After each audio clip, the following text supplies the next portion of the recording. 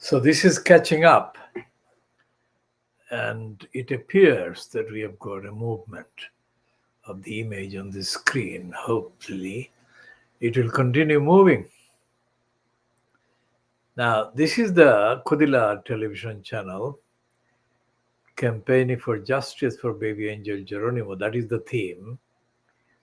And the baby angel Geronimo's entitlement to justice contains all the other campaigns and all the elements of the demands for justice in all the other campaigns. So, justice for baby angel Geronimo, KHOODEELAAR campaign, contains all the elements of demands and relevant evidence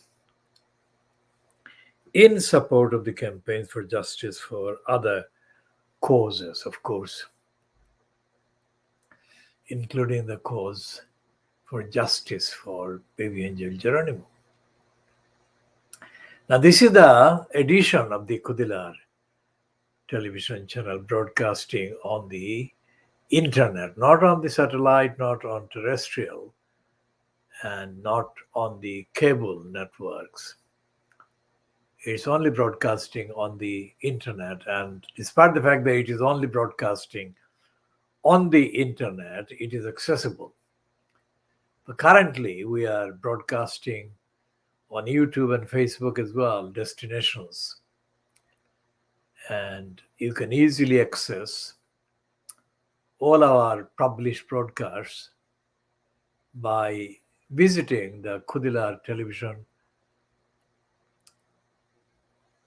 programs, if you like, outlets, that is, platforms that we actually post the links on.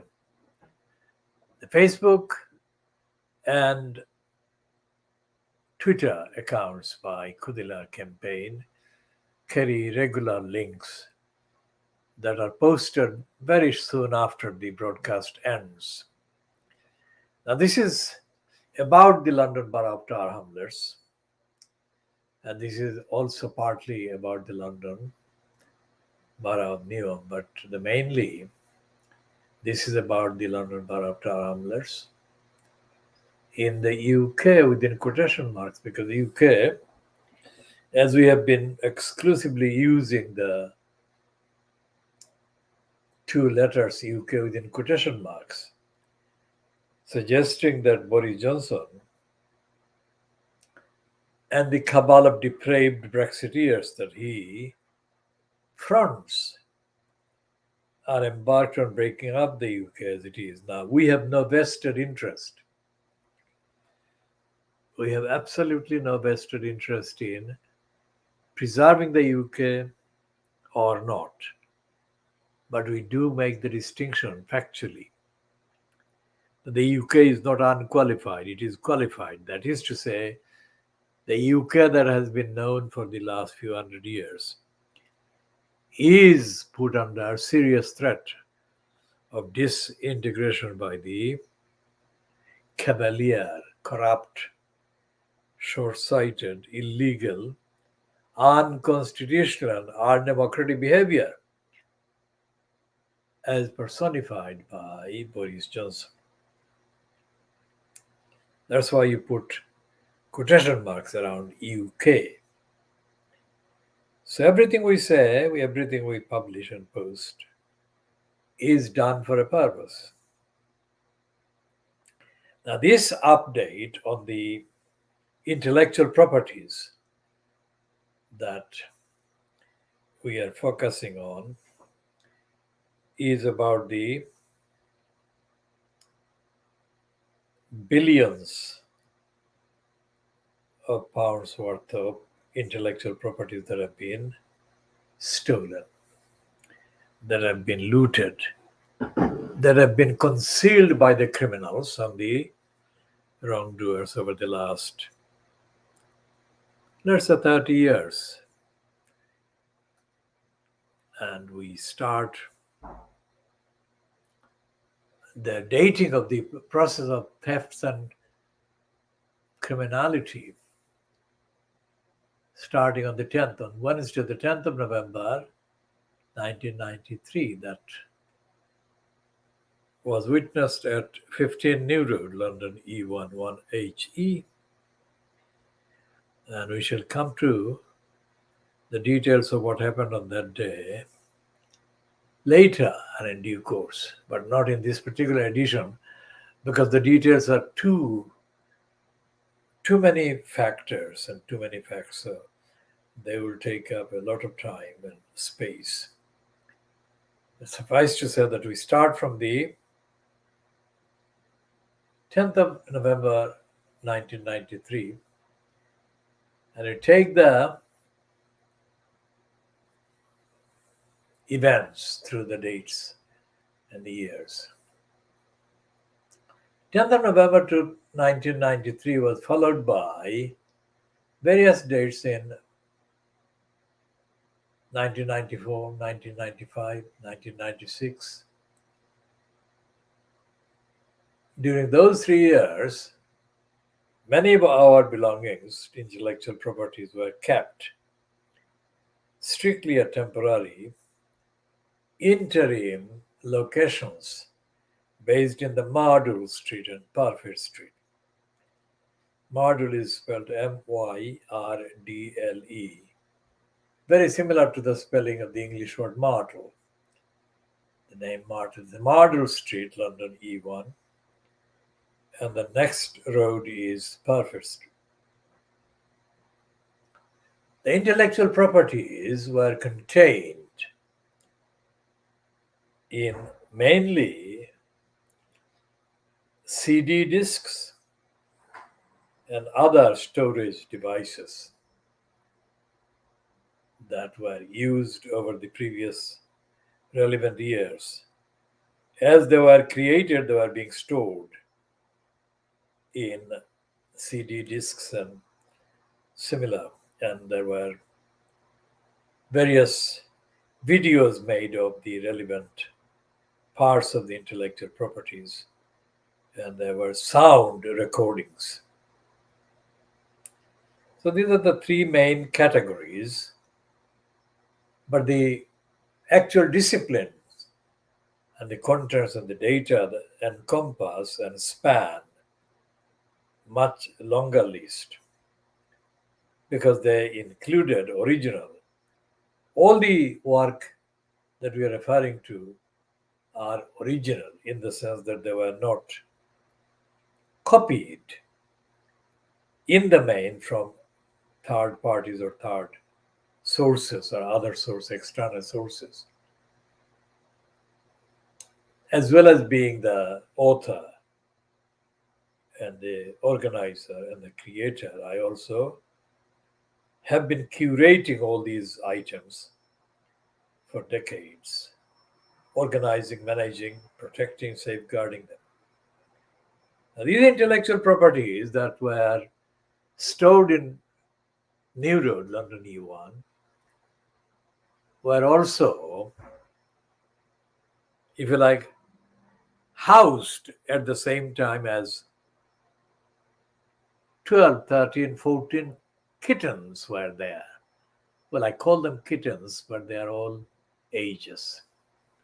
So on the 10th of November 1993, the 14 kittens or so, and all the intellectual properties were subjected to an attack, and the immediate threat to the safety of the kittens was the first consideration.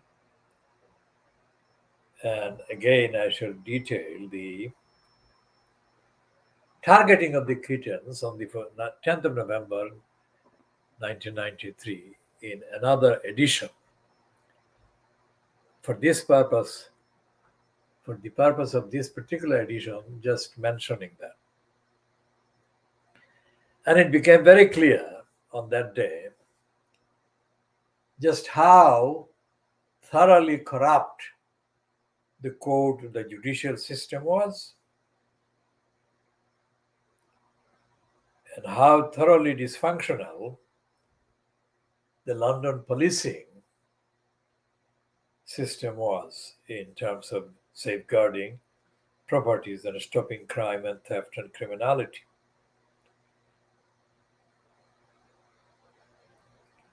So, the intellectual properties first. The intellectual properties that got stolen, targeted, and attacked contained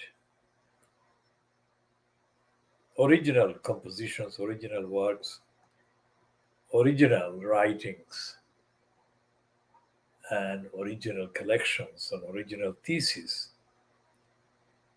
And they were kept on a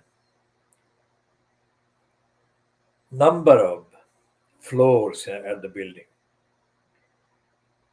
And they were there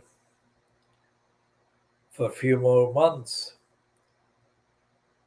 during which they were gradually shifted to other locations. But they were shifted to locations that were not physically, materially safe to protect the integrity and to protect the actual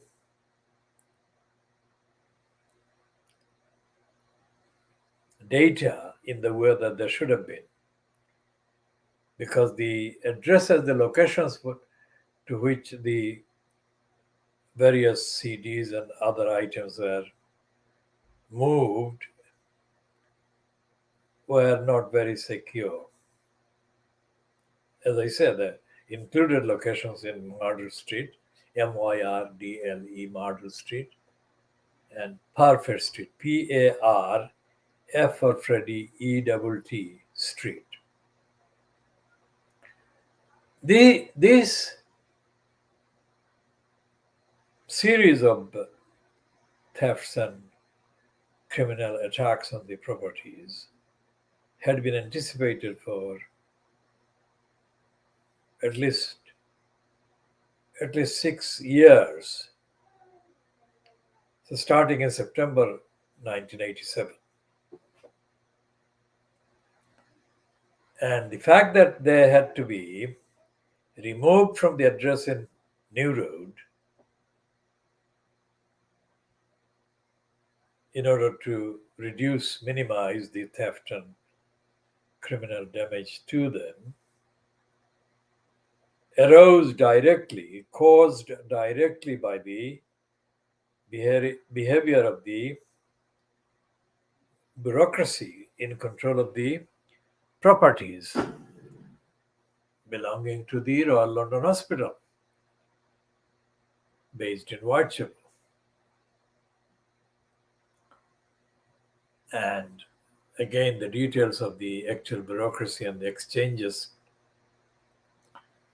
with the bureaucracy are too long and lengthy to be contained in a short kind of edition, but just mentioning this contextually as a significant part of the evidence. So, I have said many times, by way of explanation, that the nearest comparison of the intellectual properties that can be made are to be found in the British Library, the Bodleian Library, the University of Oxford, and the Library of Congress in Washington, D.C., because I have the fullest knowledge of what was contained.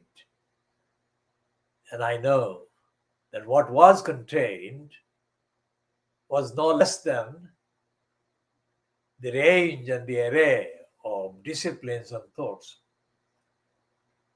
that can be found at the British Library, the Bodleian Libraries, and the Library of Congress in Washington, D.C., and any similar large-scale collection of knowledge anywhere else in the world, including the Moscow Library and the various libraries of the various universities across the world, including the Western world.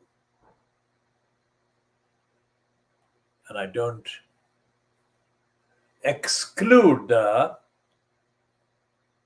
libraries in Iraq, that the invasion mounted by Tony Blair and George W. Bush, targeted and destroyed in the main. And I'm not expressly mentioning the university's library that I used for a period in the University of Dhaka in East Pakistan as it was in the 1960s. But I can say without any hesitation that the University of Dhaka library didn't contain anything that the intellectual properties that I created and built up had. So, all the contents covered the actual range and arrays and widths and spreads of the contents that are to be found in those established libraries that are not targeted for attacks and have not been targeted for removals and transfer and so on. So that's the general introduction. So when the contents were at one stage located in the Barnsley Street, London, E1 5RD, during July 1996, the idea was to spend the time in processing the collections and with the view to reducing the volume, the physical volume of the contents. So that was July 1996 up to the end of January 2001. So 96, 97, 98, 99, 2000, 2001. There were 6 calendar years. The 6 calendar years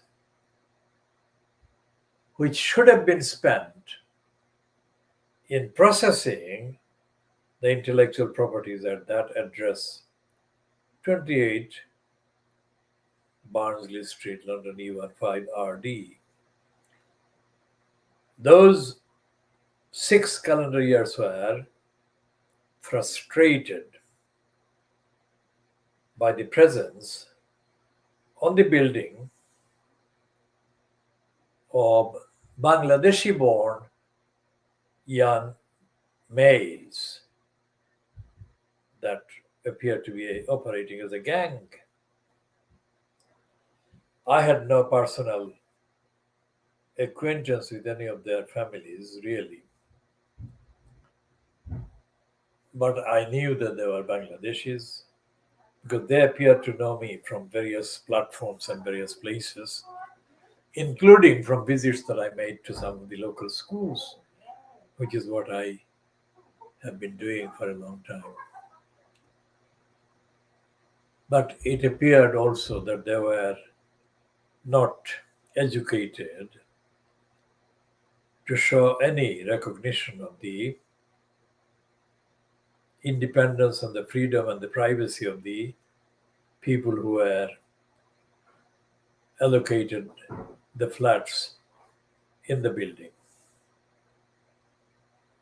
Now, this was something that I anticipated when this particular flat was allocated to me after many years of battle with the London Borough of Office. And I told the criminal who was responsible for the delay and the diversion and the misallocation of the property that this would definitely cause irreparable severe damage to the intellectual properties and the accompanying hard copy items and materials. But anyone who has heard of Tower Hamlets but is not familiar with the London Borough of Tower Hamlets Council needs to know this. So this is a council completely devoid of all the things that make education, civilization, learning, integrity, and so on. So it was, for want of a better phrase, it was an environment in the darkest of the darkness of times, and there was nothing. There was no witness, there was no evidence that anyone alive lived in the area. These are Bangladeshi youngsters who looked like human beings but behaved like morons and zombies. One of the reasons why I emphasize the education need for education is to raise children as human beings with conscience, with respect and dignity, rather than as morons. I have no idea where they are, but one thing I am absolutely certain of is that if any of them is alive and outside of jails and prisons and whatever, and they think of what they were doing, they would not be at all happy with their behavior and their record. Now that was a gang of about, what would be the number? The gang of about 15 to 20. And they would visit the ground floor, which is where the flat was. And they would make any kind of noise, any kind of problems. And they would swear, they would do other things, and they attacked people that they thought were defenseless. One white man who moved into the building not long after I did, and who was considerably younger than me, but who was totally naive, he called them kids. Now, these were not kids, these were aged, I think, might be aged between 15 to 22, 23, 24. But they were not kids, they were very mature, and they were very clear as to what they were doing. They were trying to make life a misery for anyone. Because they were behaving with no society in mind. There was no sign of any recognition of society in their behavior. So this white man who said kids were outside his flat, and I tried to give him the rational, evidential explanation that he should not be so naive as to think that they were kids and they would listen to him and they would go away. They didn't. And they eventually drove him out of his flat. And he saw me not long after he was driven out of his flat. He saw me in the Bethnal Green Road. And he tried to tell me what had happened. And I said to him that I knew what he was telling me would have happened, and it happened. Now, how many white males, let's say, because I know more white males than I know white females in terms of the social contacts. How many white males refer to Bangladeshi-born criminals as kids? And what are they doing, referring to them as kids? Because they're doing damage to these so-called kids. Because they're allowing these kids to behave as criminals and be destructive to their own future. And these kids don't appear to have any parents. They They must have biological parents somewhere, either alive or dead, but the point is that they were born by the interaction between men and women. But on the outside of the flat, there was no evidence that they had any parents in the sense of being a guardian or of being able to help them understand the responsibility and to put them on course to learning and doing educational things. I don't believe that their behavior was exclusive and exclusively based just on that particular building, because their behavior was repeated and is being repeated even now in other parts of Tower Hamlets. And what they did was make it very difficult to do the intellectual work, because they were noisy, they were abusive, they were swearing, and they were drawing attention, which was not a suitable time or atmosphere to dedicate to doing the intellectual work. Imagine Karl Marx went to the British Library, he did his Das Kapital. What kind of atmosphere was it? Most certainly not one that is remotely noisy, abusive, or whatever, distracting. It's very quiet. All the libraries, reading rooms are quiet places. That is the one quality that is established in order to enable and facilitate people to do studies and study. On that estate, which is what the building is called Ashington House, everyone who knows Tower Hamlets Council would know about Tower Hamlets Council, worst council buildings, and Ashington House, the Barnsley Street. One of the worst environmentally located places.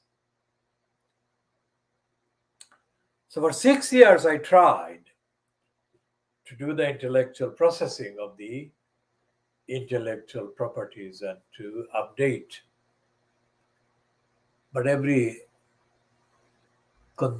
concerted effort on my part was frustrated by them. Not only on the outside, on the front passage, but they would assemble at night behind the building. And one time I saw about 100 the bottles with ready to be flicked at some destination target. What were they doing? Trying to throw petrol bombs at whatever. As far as I can recall, they didn't throw any of those in the direction of my building, but they were there, right behind the building. How was it that no member of the council made a single word about that? No member of the community spoke a single word. No member of the police, the Metropolitan Police, was seen doing anything to stop them. How was that possible in Tower Hamlets? So when Lutfur Rahman, the quote, incumbent in the corrupt post of the elected mayor of Tower Hamlets, tells these stupid morons of the Jacobin magazine produced and published from the USA, and he does the same thing to the infant Aaron Bastani on the Navara media. Similar things. What are these morons doing? Posing as left-wing intellectuals, not intellectuals, but intellectuals. Interviewing, they said, A socialist, Lutfur Rahman. Everyone who knows Lutfur Rahman, everyone who knows Abbasuddin Elias Halal would know that Lutfur Rahman has no idea about politics, about socialism.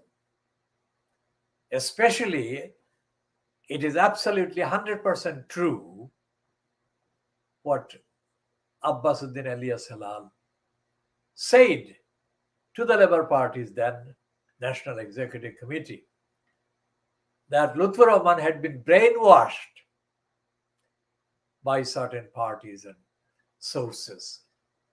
And the evidence of Lutfur Rahman shows, overwhelming evidence shows that Lutfur Rahman has been brainwashed.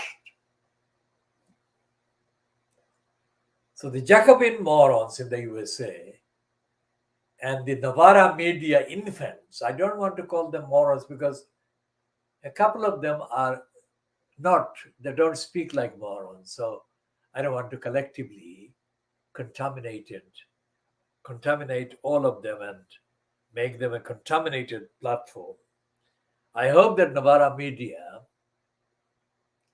especially that one who fronts the regular kind of videos called Walker, something Walker. I haven't got his name in front of me, full name, but I think Walker is a part of his name. I think he has promise, and he might be able to recover from association with the infants. And I think this woman from the LSC has got promise as well. Even Ash Sarkar has got promise, but she has to do better than be kind of, how shall I say, trendy, because she thinks, Ash Sarkar thinks that using trendy words and cheap words would make her appear significant. I mean, on that particular platform, she needs to do a lot different. She needs to understand what being a Muslim means. I'm not giving a theological statement here about Ash Sarkar.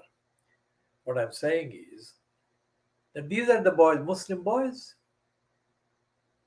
who condemn these Muslim boys to being criminals in that way.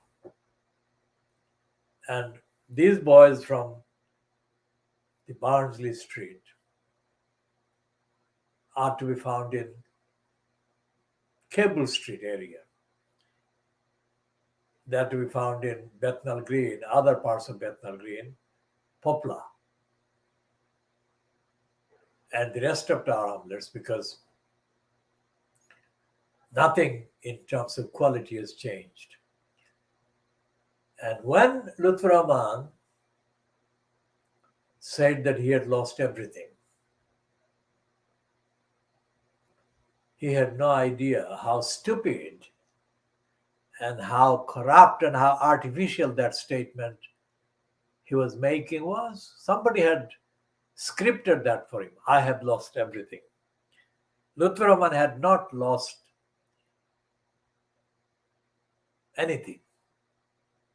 In fact, he remains responsible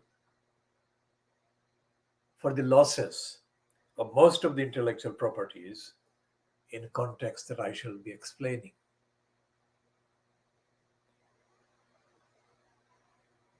Lutfur Rahman was a teenage boy in 1980 when he was introduced to me by a number of my students.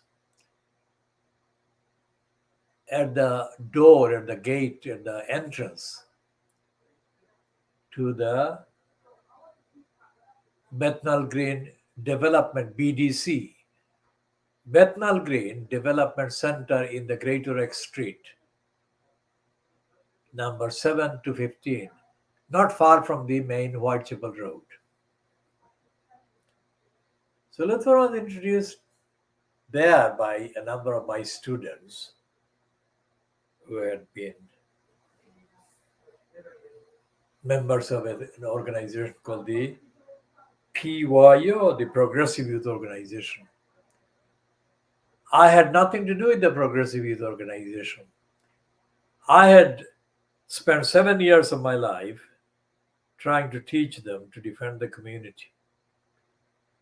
And that process was interrupted by an operative from the UK state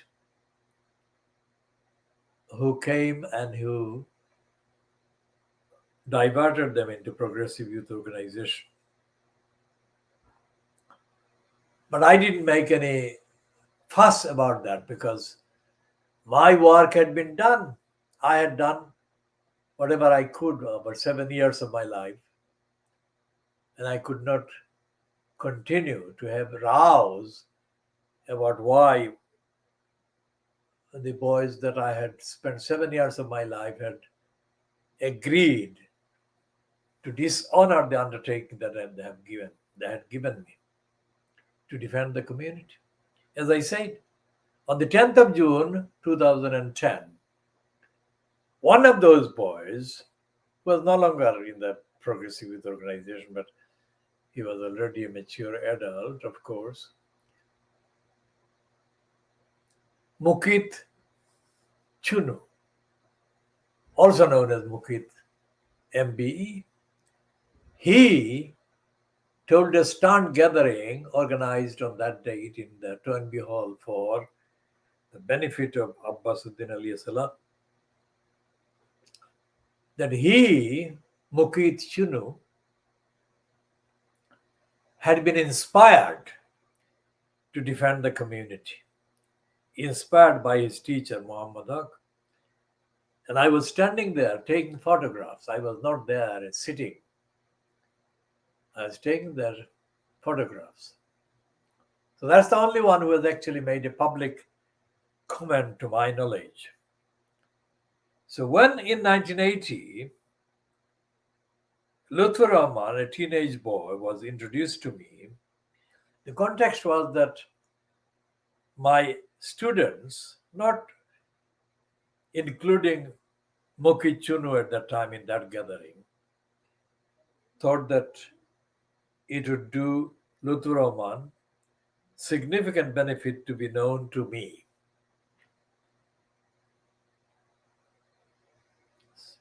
So that was 1980. About 12 years later, or 13 years later, I bumped into him as I was exiting from the eastern exit of the Aldgate East underground station. So he greeted me with the conventional salam and so on. And he told me that he had become a solicitor. And he gave me a card. And I gave him the general things. I wished him well and so on. But I kept the card. Few months later, by coincidence, I was approached by the father, late father now, of the 11-year-old girl called Nasima Begum. Now, these approaches by the father of Nasima Begum or even Lutfur Rahman, they occurred in the context of my being the community person. I haven't got a plush office and I haven't got a staff to go with it. I do my work defending the community from wherever the action is, and the action is often near where the event is. And so Nasima Begum had died as a result of the negligence by the London Ambulance Service and as a result of the negligence by the children's unit in the Royal London Hospital in Whitechapel.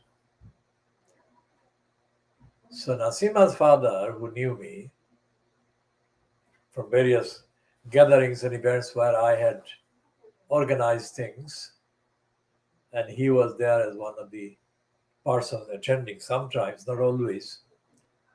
So he stopped me and he said about his daughter. Now, before he told me, I had already read about that in the Evening Standard. And I was wondering what the details were, how this 11-year-old child was allowed to die of neglect. So he told me, and not long after that meeting, I went to their house in the Christian Street,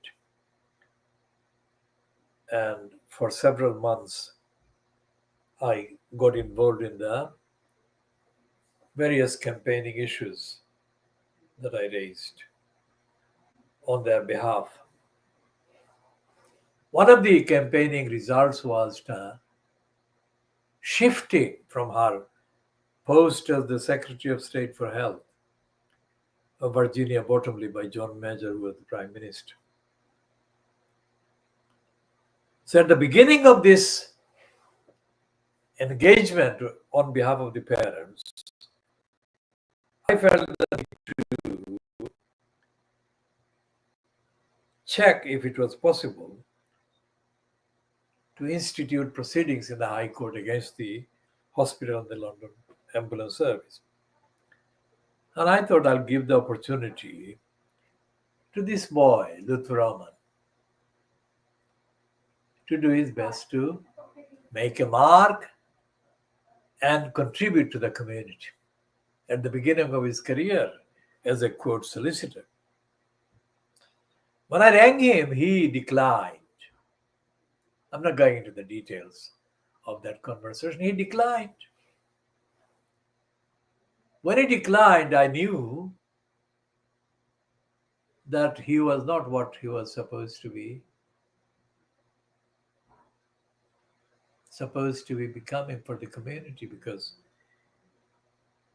as the election commissioner Richard Morey remarked in his ruling on the 23rd of April 2015, 20 years later that is, Luthraman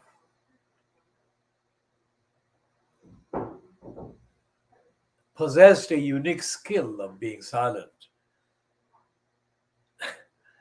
And when I asked him, he didn't give any reason, and there was no way that he could give any reason. Now, the reason why I asked him to go on the record as the solicitor was not because I knew that he had the knowledge. I had the knowledge, and I would do the work and he would get the money or he would get the name. That was the idea. But he didn't have the foresight and he didn't have the honesty because he was not a solicitor. At that date, he was not a solicitor. So why was he carrying a card saying that he was a solicitor? It's a mystery. He became a solicitor many years later. How do I know that? That is part of the evidence that the Richard Morey hearing contained. So look at the details. So these morons are the Jacobins in the USA and the infants responsible for the platform given to Luthraman think that he was a socialist in the sense that he was a genuine, sincere, honest person committed to the community. He was nothing of the sort. So when the criminal children, kids, as the white victim called them, went about sabotaging 6 years of my attempted work, did they know what they were doing? I don't think they did. By the time that the Metropolitan Police kind of came to contact the evidence, they were on the side of the criminals because they didn't want any action taken against the criminals, that they completely ignored repeated efforts on my part to communicate the damage that was being done every single day. So the damage that was being done to the intellectual properties and the creative work and other related activities were damages to the tune of many times, proportionately many times the damage that could be directed at the Bodleian Library or the Library of Congress or the British Library. And none of those targeted libraries would be able to overcome a fraction of the damage that these criminals caused. I had hard copy newspapers, magazines, all kinds of publications in the whole of the UK and beyond that I had to sort out. And I had all these CDs and some of the other media, videos, audios, and so on. So, if, as I said, the David Pennick, quote QC, member of the House of Peers, if David Pennick's charge on his retention by the Manchester City Football Club is applied,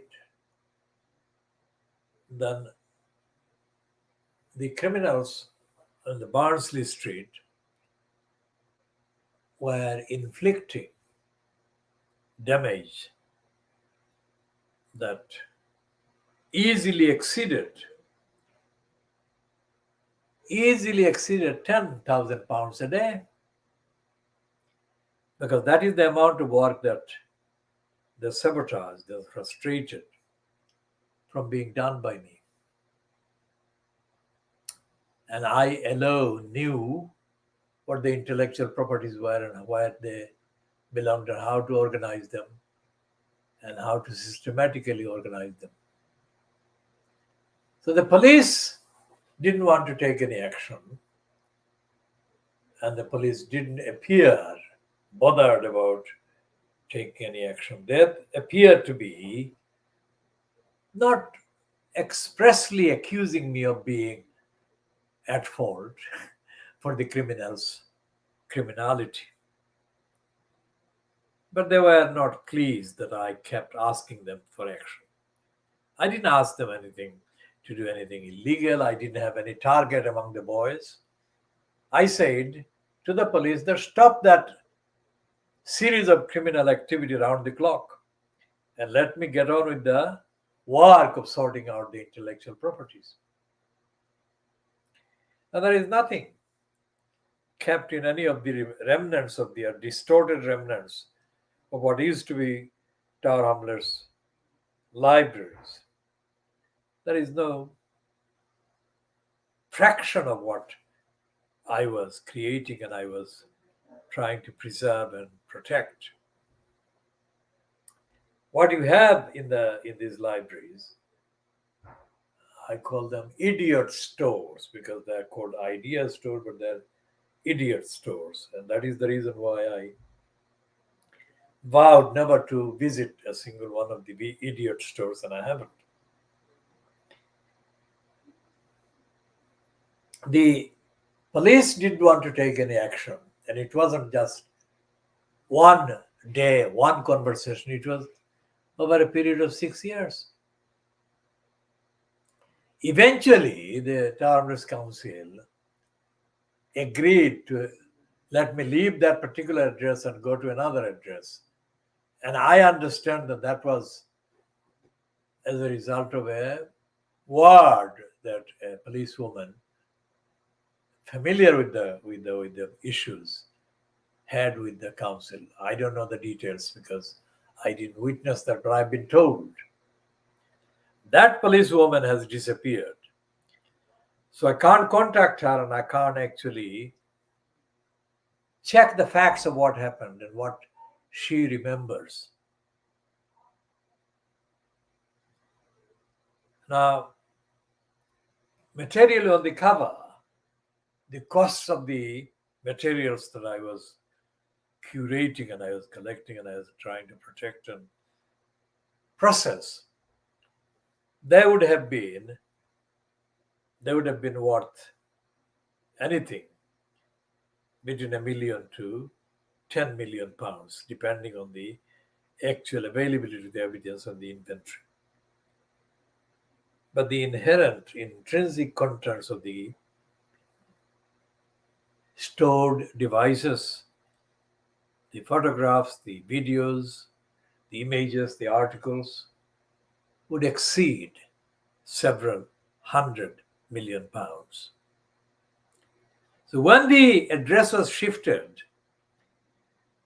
to London E27AA, that was another shock.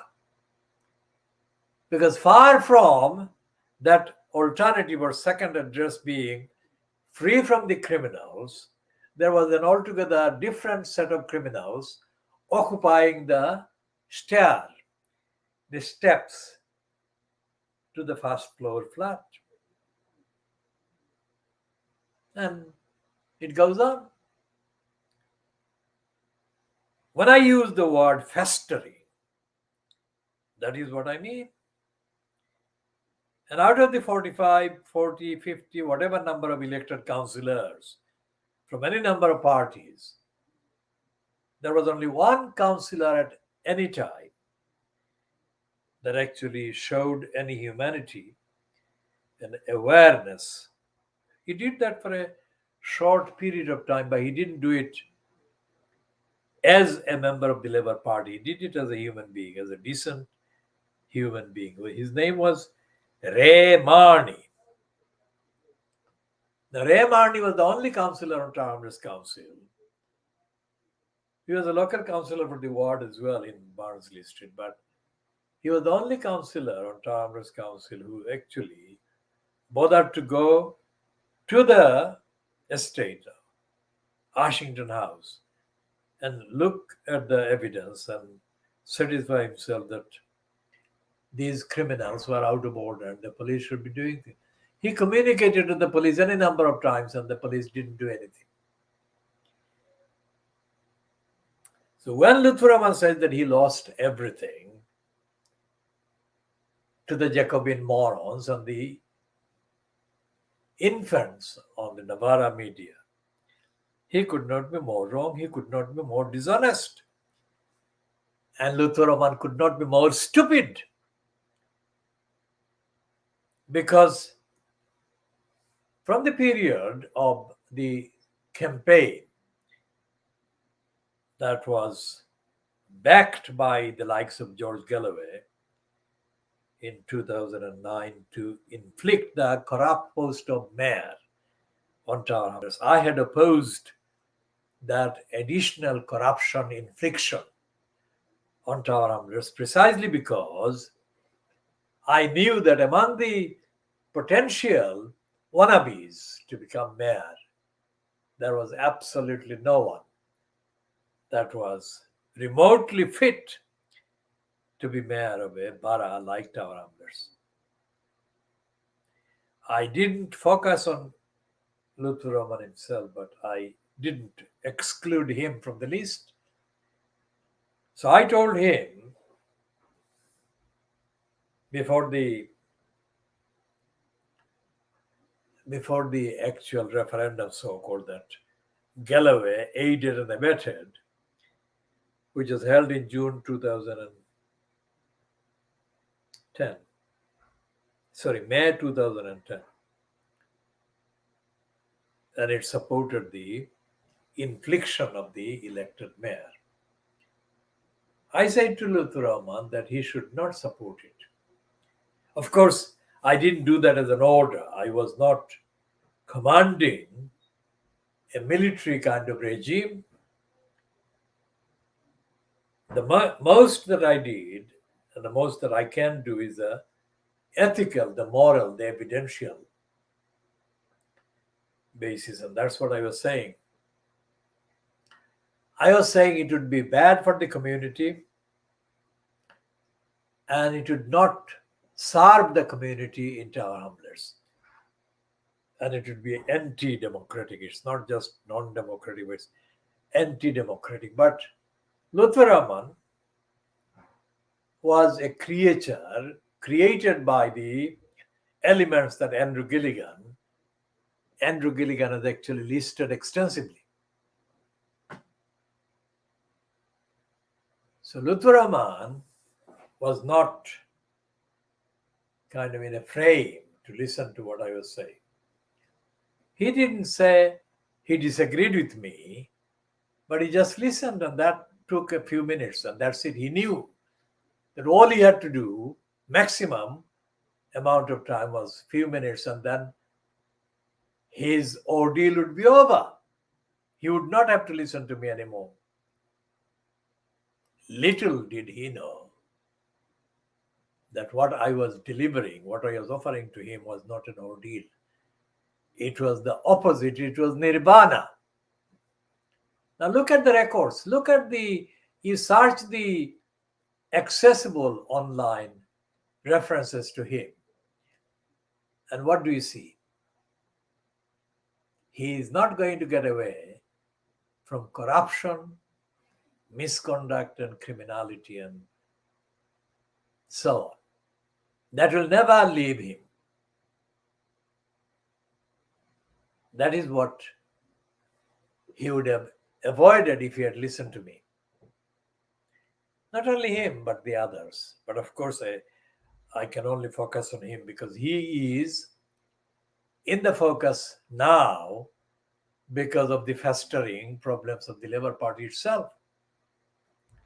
Every single councillor, as I said, apart from Rahmani during that very short period when he tried to stop the criminals at the Ashington House in Barnsley Street from carrying on with his criminality. And Ray Barney, of course, later left London.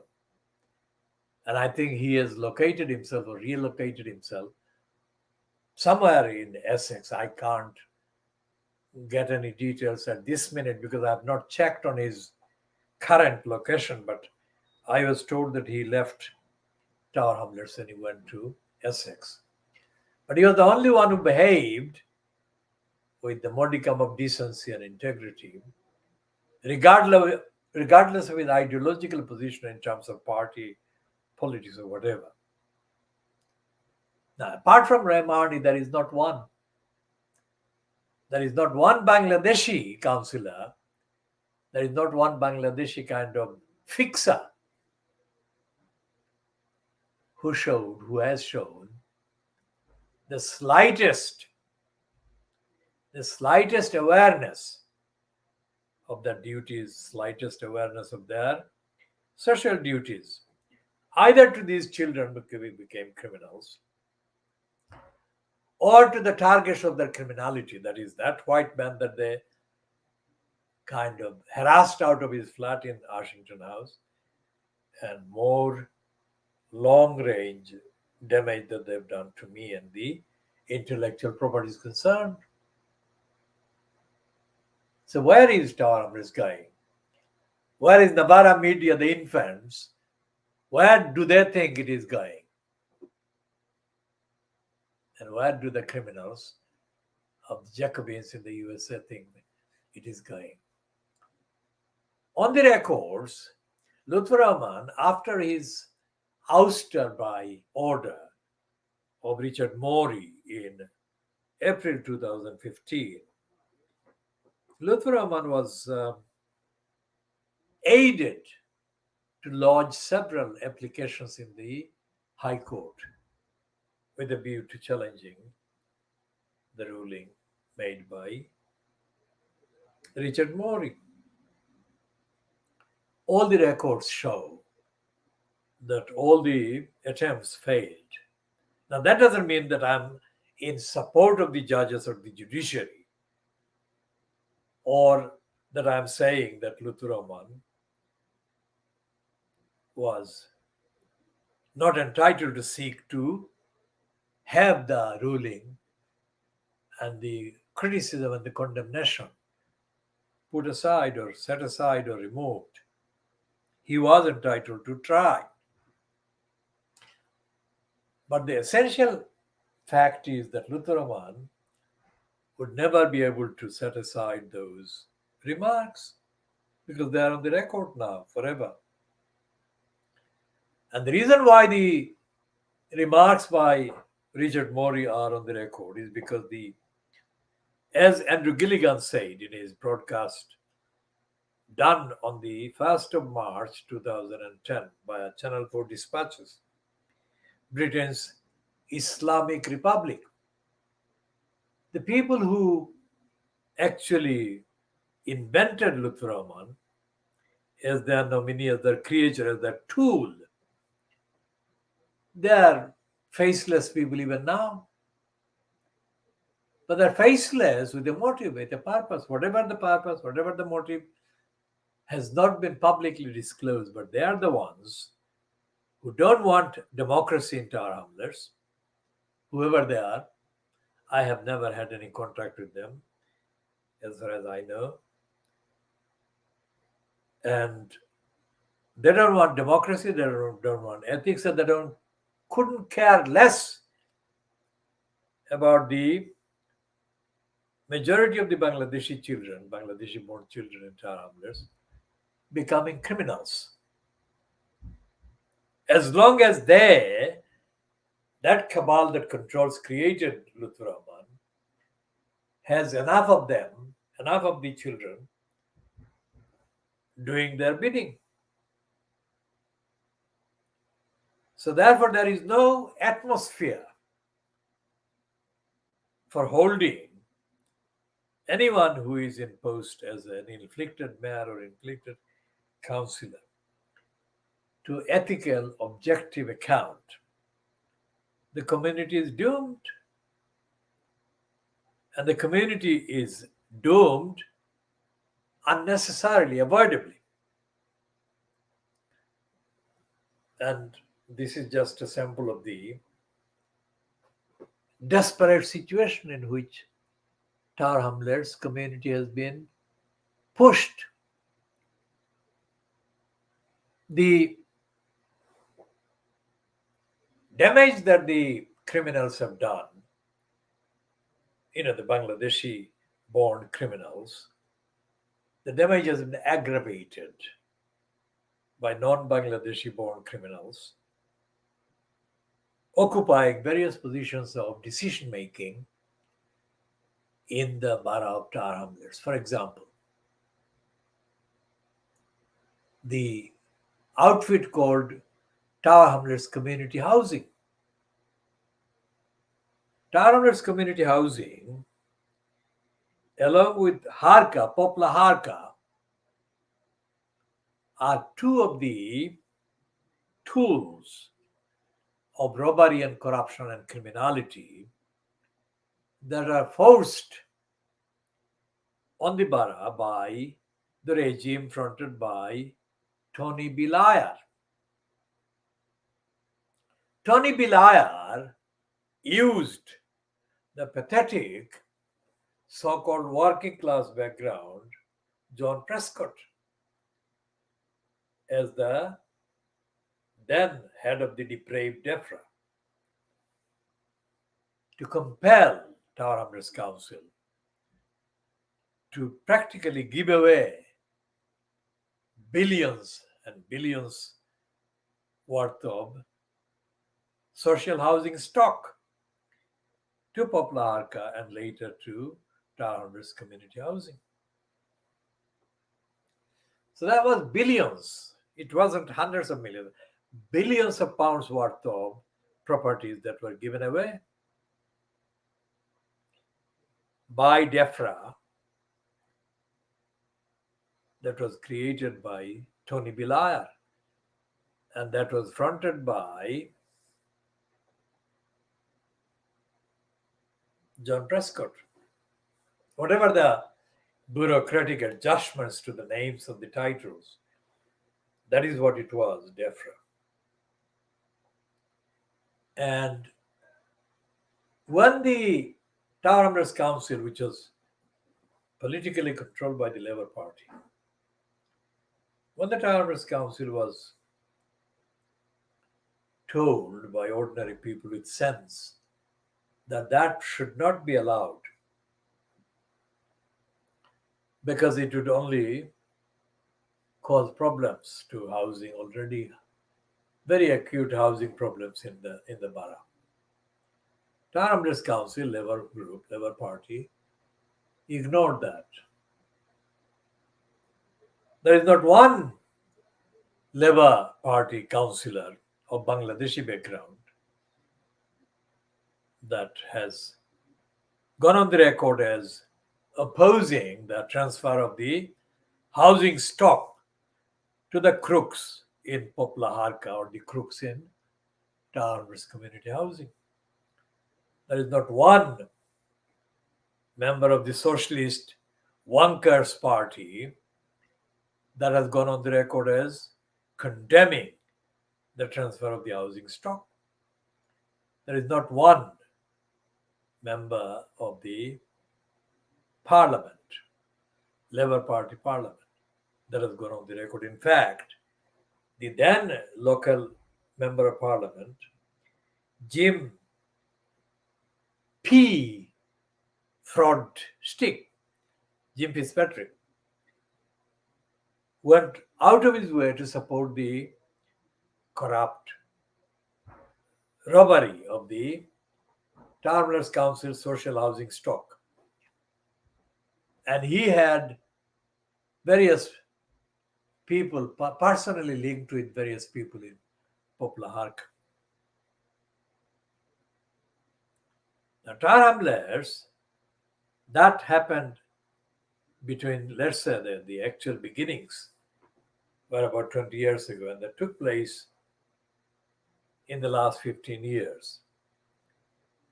And the smaller scale but similar transfer of housing stock from Tower Hamlets Council's ownership to the Tower Hamlets community housing took place effectively in 2006.